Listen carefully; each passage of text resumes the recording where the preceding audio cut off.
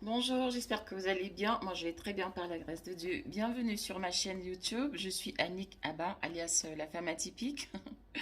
Oui, je suis une femme atypique, j'aime bien dire ça.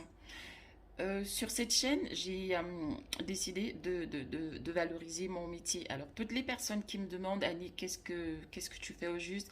Est-ce que tu es pasteur? Est-ce que tu es blogueuse? Est-ce que tu es youtubeuse? Est-ce que tu es motivatrice? Je ne suis rien de tout cela. Je ne suis qu'une simple femme de ménage qui a décidé de valoriser son métier, de valoriser ses collègues, de valoriser ses congénères. Pourquoi? Parce que voilà, j'attends. C'est vrai que quand j'allais créer ma chaîne YouTube, je me disais que j'allais plus faire des vidéos pour rendre témoignage de la transformation que le Seigneur est en train d'opérer dans ma vie. Et c'est ce que je voulais faire.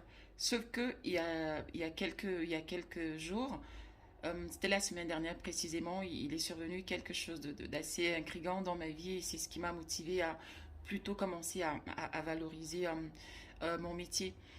J'avais un peu des doutes, j'avais un peu des craintes, surtout parce que je me disais, voilà, je n'ai peut-être pas le cadre approprié, je n'ai pas d'équipement, je n'ai pas de logiciel pour faire des montages de vidéos.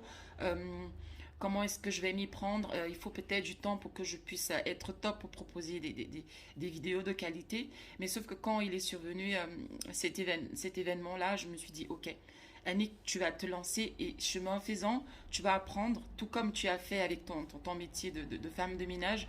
Quand tu t'es lancée dans l'entrepreneuriat, tu ne savais pas exactement ce qui t'attendait, mais tu l'as fait et tu as su apprendre au fur et à mesure que tu avançais. Alors, pour la petite histoire, c'est que la semaine dernière, je m'étais sur un site de rencontre et j'avais publié une annonce dans laquelle je disais que, voilà, que j'étais une mère célibataire et que j'avais des enfants et que j'étais une mère célibataire et que j'avais des enfants à ma charge surtout et que je recherchais cet homme-là qui allait m'accompagner, qui allait même devenir mon époux et qui allait être le papa de mes enfants et que c'était important pour moi que cette personne-là ait les mêmes valeurs que les miennes.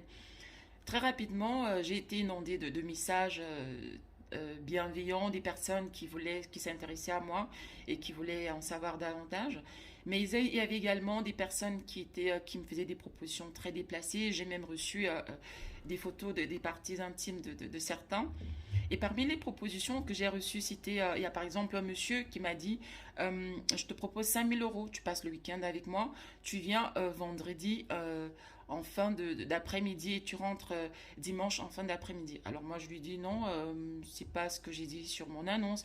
Il me dit oui, mais j'ai l'habitude de procéder ainsi sur ce site, c'est ici que je viens rencontrer des personnes qui me fournissent ce service-là et bien évidemment tout aussi ont des annonces comme les tiennes, mais c'est des annonces déguisées parce qu'en réalité elles proposent d'autres services. Je lui ai dit que je n'étais pas intéressée. Il insiste en me disant non, t'en fais pas, je suis très fortunée, je suis divorcée et le divorce s'est très mal passé, donc pour le moment je ne veux pas m'attacher, je fonctionne comme ça. Si ça se passe bien entre toi et moi, on va fonctionner peut-être pendant 1 ou 2 mois, mais pas plus parce que je veux pas m'attacher. Je lui ai dit que je n'étais pas intéressée. Il m'a dit ok, ma proposition reste ouverte si jamais tu changes d'avis parce que tu me plais bien physiquement, blablabla, bref. Et il y a eu un autre qui m'a proposé 800, un autre 750, un autre 700, un autre 500, un autre 600, croissant 450, 200, 75, 50. Euh, je n'en pouvais plus. Un autre qui m'a aussi intrigué, il me dit on avait échangé il y a quelque temps, tu me demandais 150 euros. À ce moment-là, ma situation financière n'était pas au beau fixe et là, entre-temps, elle s'est améliorée. Non seulement je suis prêt à te payer les 150 euros, mais je voudrais pouvoir bénéficier de tes services 3 fois par semaine. Et je lui ai dit que c'était pas moi, quand j'étais nouvelle sur le site, donc c'était pas possible que ça puisse être moi. Je lui ai demandé d'aller vérifier ma fiche parce que c'est pas du tout ce que je recherchais. Il est allé faire un tour sur ma fiche, il est revenu et il m'a dit effectivement, c'est pas toi, j'ai confondu de personne, mais en tout cas, si jamais tu es intéressé, voilà, tu sais maintenant ce que je recherche. Je lui ai dit non. Et très rapidement, j'ai fait un calcul. En moins d'une semaine, les propositions que j'ai pu recevoir avoisinaient 10 000 euros. Alors je me suis dit, Annick, qu'il faut faire quelque chose, sachant que au début de mon activité, je m'étais inscrite sur le Bon Coin où je publiais des petites annonces et c'est comme ça que je parvenais à avoir des clients et j'allais chez les clients pour faire le ménage. Et je recevais également les mêmes propositions et les personnes qui me faisaient ces propositions-là tenaient le même discours. C'est-à-dire, oui, on a l'habitude de faire comme ça. Il y a des femmes ici qui proposent, qui publient des annonces disant qu'elles recherchent des heures de ménage, mais en réalité, c'est tout autre chose. Et donc, j'ai compris que c'est vraiment, malheureusement, ou heureusement, en tout cas, chacun fait ce qu'il veut, mais que dans ces sites-là, on est un peu mélangé, comme on dit en Côte d'Ivoire, donc on ne sait pas qui est sérieux et qui ne l'est pas. Et donc, je me suis dit, Annick, dans ton équipe, tu as des femmes parfois, enfin, il n'y a pas que des femmes, tu as des personnes parfois qui se lèvent à 5 heures du matin parce qu'il faut commencer à travailler à 7 heures. Tu as des personnes dans ton équipe qui parfois travaillent le samedi, parfois travaillent le dimanche. Oui, parce que dans mon équipe, il y a des personnes qui travaillent du lundi au dimanche. C'est un métier difficile qui n'est pas du tout valorisé. Et donc, je me suis dit, ok, Annick, tu vas plus attendre de savoir faire des montages de vidéos, tu vas plus attendre d'avoir un bon équipement, tu vas plus attendre d'avoir peut-être un bon environnement, un bon espace, peut-être une pièce dédiée à tes vidéos pour te lancer. Tu vas pas attendre d'avoir un bon logiciel pour commencer à faire des vidéos. Fais-le maintenant. Valorise ton métier. Valorise ces braves dames-là qui très souvent sont des mères seules qui se battent au quotidien pour élever leurs enfants, pour leur payer les études, pour s'en occuper de manière globale. Donc, c'est comme ça que m'est venue cette idée-là, parce que je me suis dit, elles n'ont pas choisi cette facilité-là, parce que si en moins d'une semaine, j'ai autant de propositions, et que elles ont choisi de travailler durement à la sueur de leur front pour pouvoir gagner leur vie. Malheureusement, elles exercent un métier qui est très peu valorisé.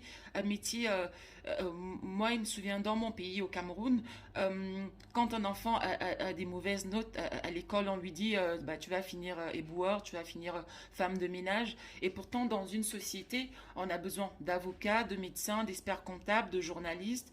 Euh, euh, euh, de mécaniciens, mais aussi on a besoin des boueurs, on a besoin de plombiers. C'est tout ça qui forme le tissu et le tissu national d'un pays. Et voilà, j'ai décidé de valoriser mon métier, de valoriser ces braves femmes-là. Alors, ceux qui me demandent, oui Annick, mais sur ta chaîne, tu as commencé à parler de Dieu et maintenant tu veux parler de l'entrepreneuriat, du business, comment est-ce que tu vas pouvoir associer les deux, il faut que tu dissocies. Malheureusement, je ne peux pas dissocier. Je ne peux pas dissocier, pourquoi? Parce que c'est grâce à ce métier que je suis devenue une femme épanouie aujourd'hui. Vous savez, j'ai fait comme tout le monde, c'est-à-dire après mes études, je rêvais d'avoir un statut de cadre, d'avoir un grand bureau spacieux, d'aller travailler tout le matin, très bien habillé, très bien apprêté. Et j'étais vraiment dans cette quête-là d'avoir ce statut de cadre. Mais très rapidement, j'ai compris que c'était pas fait pour moi, que je n'étais pas faite pour travailler dans un bureau toute la journée, à faire les mêmes choses, à répéter les mêmes tâches. Je m'ennuyais très rapidement. Et ce qui s'est passé, c'est que j'ai commencé à déprimer, j'ai commencé à m'ennuyer, j'ai commencé à stresser. Euh, euh, le dimanche, dans l'après-midi, je commençais à stresser parce que je devais commencer la semaine le lundi matin. Et le vendredi, à partir de 15 heures, j'étais contente parce que enfin, c'était le week-end et c'est vraiment quelque chose qui m'empoisonnait la vie.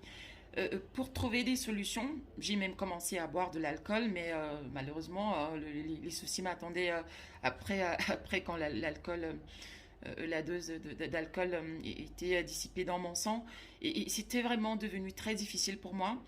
Et ce qui m'a permis de sortir, c'était la prière, parce que quand j'ai décidé de retourner au Seigneur, j'ai commencé à prier, je commençais à présenter ma situation au Seigneur, et c'est comme ça que, euh, euh, par la grâce du Saint-Esprit, j'ai eu cette révélation-là de me lancer dans l'entrepreneuriat. Donc aujourd'hui, je ne peux pas dissocier euh, euh, l'entrepreneuriat avec ma situation ou mon statut de chrétienne.